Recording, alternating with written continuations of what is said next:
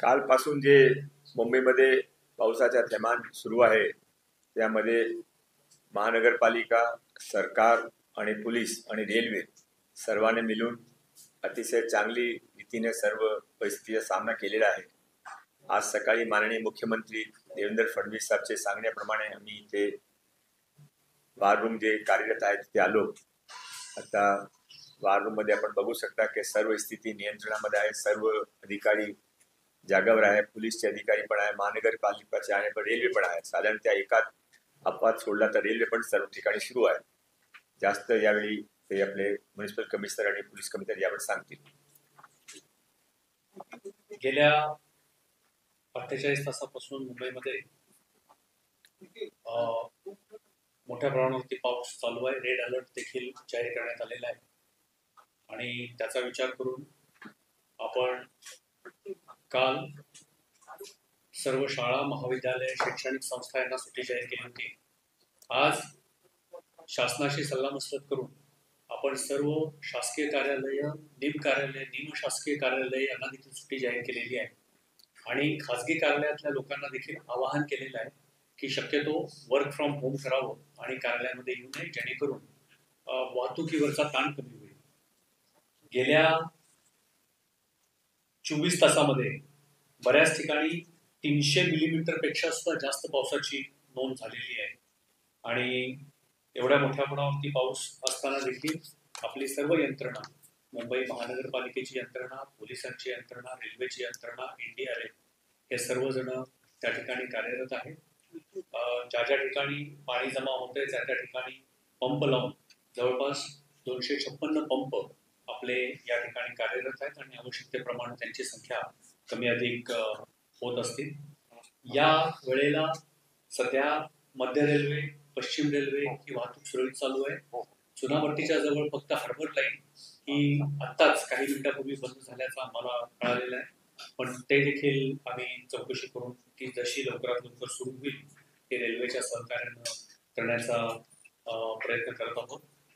मिठी नदीची पातळी ही सकाळपासून वाढत चाललेली आहे आणि त्या ठिकाणी मिठी नदीची पातळी ही जवळपास आता 3.9 मीटर म्हणजे 3 मीटर 90 सेंटीमीटर एवढी वाढलेली आहे.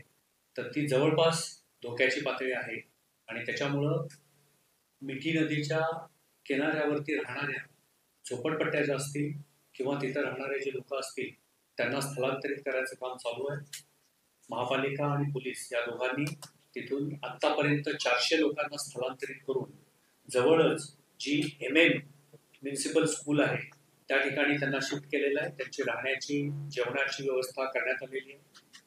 आता सध्या मिठीची जी काही पातळी आहे ती नियंत्रणामध्ये येत आहे, पण ती जर पातळी वाढली तर कदाचित अन्य काही लोकांना देखील त्या ठिकाणी आम्हाला स्थलांतरित करून त्यांची व्यवस्था करावी लागेल. त्याची देखील या ठिकाणी पूर्ण तयारी करण्यात आलेली आहे.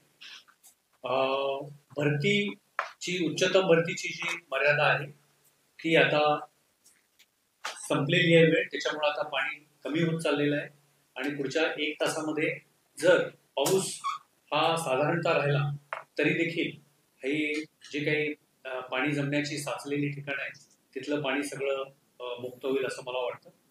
परंतु आता IMD असेल किंवा अन्य काही ज्याचा आपण भविष्य मान्सूनचा आपण अंदाज घेतो तर त्याच्याप्रमाणे अजून पुढचे काही तास मुंबईमध्ये फार मोठ्या प्रमाणावरती पाऊस होण्याची शक्यता आहे. याचा विचार करून माननीय मुख्यमंत्री महोदय, माननीय उपमुख्यमंत्री महोदय, मंत्री महोदय आणि सर्व शासकीय यंत्रणा यांनी असं आवाहन केलेलं आहे की अजून देखील लोकांनी सतर्क राहणं, काळजी घेणं आणि आवश्यकता असेल तरच घराबाहेर पडणं आवश्यक आहे. पुढचे अजूनही 12 ते 14 तास मोठ्या प्रमाणावरती पाऊस होण्याचे संकेत हे वेगवेगळ्या हवामान यंत्रणांकडून आम्हाला प्राप्त झाले आहेत. धन्यवाद.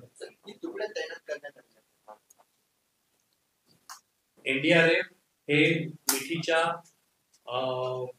रहिवाशांना स्थलांतरित करण्यासाठी आणि अन्य ठिकाणी कार्यरत आहे. आतापर्यंत 5 तुकड्या NDRFच्या त्या ठिकाणी तैनात करण्यात आल्या. एक मिनिट बाकी सर.